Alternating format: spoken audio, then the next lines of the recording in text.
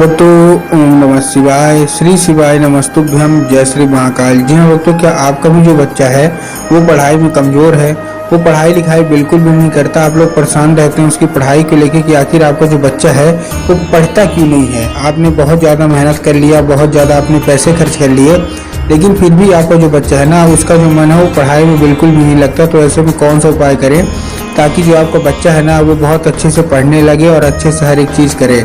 आज की इस वीडियो के माध्यम से हम आपको बताने वाले हैं। तो क्या करना है, कैसे करना है, पूरा आपको ध्यान से समझना है, अच्छे से करना है। देखिए, अगर आपका बच्चा ऐसा है कि आपने बहुत ज़्यादा फीस दे रहे हैं, बहुत ज़्यादा ट्यूशन कोचिंग दे रहे हैं, बहुत ज़्यादा मतलब उसको हर एक सुख सुविधा दे रहे हैं, ठीक है ना, पढ़ाई लिखाई किताब कॉपी सब, लेकिन फिर भी आपका बच्चा नहीं पढ़ रहा है। जब भी आप उसको पढ़ाने के लिए बैठाते हैं तो बाकी काम करने लगता है, लेकिन वो पढ़ता बिल्कुल भी नहीं है। तो ऐसे में कौन सा उपाय करें कि आपका बच्चा पढ़ने लगे, आज की इस वीडियो के माध्यम से बताएंगे।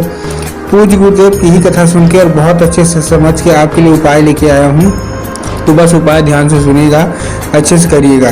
देखिए, पूज्य गुरुदेव की जो कथा होती है ना, जैसे कि आपको पता होगा कि पूज्य गुरुदेव की कथा में लाखों की भीड़ आती है। क्या आती है? लाखों की भीड़। जब गुरुदेव की कथा में लाखों की भीड़ आती है तो वहाँ क्या करते हैं, जितने भी भक्त रहते हैं ना वो पत्र के द्वारा अपनी मनोकामना गुरुदेव तक पहुँचाते हैं। तो अभी कुछ महीना पहले की बात है, कथा चल रही थी गुरुदेव की, और गुरुदेव की कथा चली और गुरुदेव की कथा में लाखों की भीड़ आई। जब गुरुदेव की कथा में लाखों की भीड़ आई तो बहुत सारे जो भक्त थे ना उन्होंने क्या किया, गुरुदेव को पत्र लिखा और पत्र के द्वारा अपनी मनोकामना गुरुदेव तक पहुंचाई।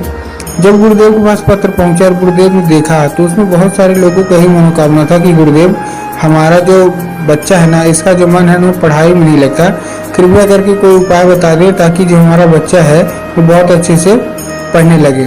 जब गुरुदेव ने ये उपाय बताया तो क्या जब देखा सुना मतलब, तो गुरुदेव ने 2 से 3 उपाय बताए और कहा केवल और केवल ये उपाय कर लेना, तुम्हारा जो भी बच्चा है ना जिसका मन पढ़ाई में नहीं लगता उसका मन अवश्य रूप से पढ़ाई में लगने ही लगेगा। जब गुरुदेव ने ये उपाय बताया तो लोगों ने जा जाके इस उपाय को घर में किया, और जैसे ही लोगों ने जा जाके इस उपाय को घर में किया, मात्र 1 से 1.5 महीने के बाद वो गुरुदेव की कथा में वापस आए। जब वो गुरुदेव की कथा में वापस आया तो उन्होंने फिर से गुरुदेव को पत्र लिखा, लेकिन ये वाला जो पत्र था ये गुरुदेव को धन्यवाद के रूप में पत्र था कि गुरुदेव धन्य हो आपका, आपके द्वारा बताया गया उपाय हमने कर लिया है, हमारी सारी की सारी मनोकामनाएं पूरी हो गई हैं। हमारा जो बच्चा था जिसका मन पढ़ाई में नहीं लगता था उसका मन पढ़ाई में लगने लगा है, आपका कोटि कोटि धन्यवाद। तो देखिए, अगर आपको भी जानना है कि आखिर ऐसा कौन सा उपाय है जिसको करने मात्र से जो मतलब बच्चे होते हैं ना वो बहुत अच्छे से पढ़ने लगते हैं, तो चलिए हम बताते हैं आपको आज की इस वीडियो के माध्यम से। लेकिन उससे पहले चैनल पर अगर पहली बार आए हैं और आवाज़ मेरी पहली बार सुन रहे हैं तो वीडियो को कर दें लाइक और चैनल को भी कर लें सब्सक्राइब, ताकि पूजनीय पंडित प्रदीप मिश्रा के रोज नए नए उपाय जो कि मैं उनकी कथा से सुनता हूँ, श्रवण करता हूँ, सबसे पहले मैं आपको प्राप्त करा सकूँ। ठीक, तो देखिए, जो हमारा सबसे पहला उपाय है आपको अपने बच्चे से ही कराना है। इसके बाद मैं जो उपाय बताऊंगा वो माता पिता फूल से करेंगे। तो पहला जो उपाय है इसमें आपको 1 लोटा जल चाहिए और 2 से 3 बूंद शहद चाहिए। क्या क्या चाहिए फिर से बता रहा हूँ, 1 लोटा जल और 2 से 3 बूंद शहद। अब देखिए, जो 1 लोटा जल है सबसे पहले तो तांबे के लोटे में जल होना चाहिए, इस चीज़ का ध्यान रखना है। स्टील के लोटे में बिल्कुल भी नहीं लेना, तांबे के लोटे में लेना है। ठीक, ले लिया।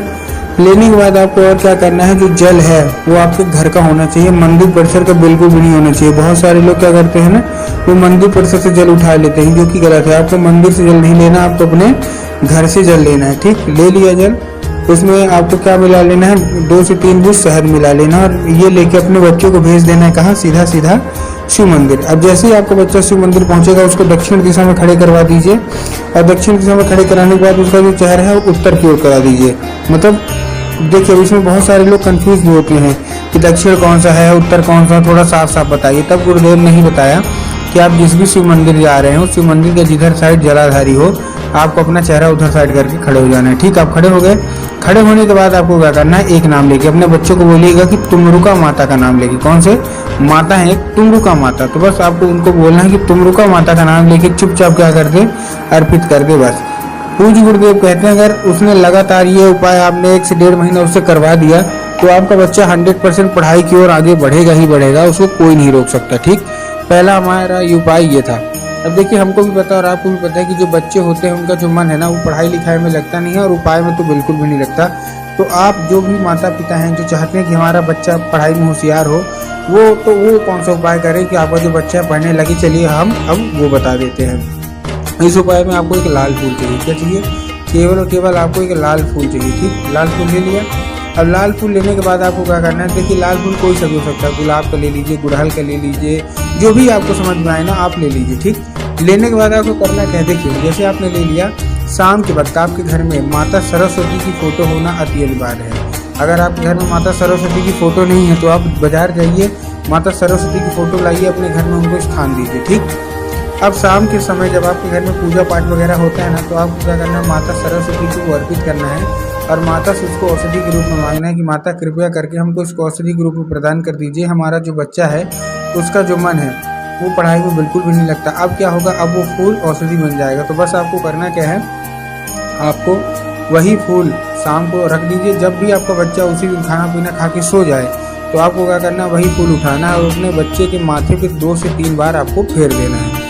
पूज्य गुरुदेव कहते हैं कि उस फूल के जरिए स्वयं माता सरस्वती इसके अंदर प्रवेश कर जाती हैं और उसका जितना भी दिमाग बाकी चीज़ों में लगता है वहाँ से हट के केवल और केवल पढ़ाई की ओर लगने ही लगेगा। तो उम्मीद करता हूँ आज का ये उपाय समझ में आ गया होगा।